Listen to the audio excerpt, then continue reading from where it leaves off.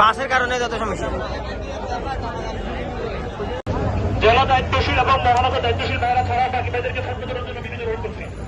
জেলা দায়িত্বশীল এবং মহানগর দায়িত্বশীল ভাইরা ছাড়া বাকি ভাইরা রাস্তায় গেলে হবে না, প্রয়োজনে ফুটপাত অধিকারী করবো।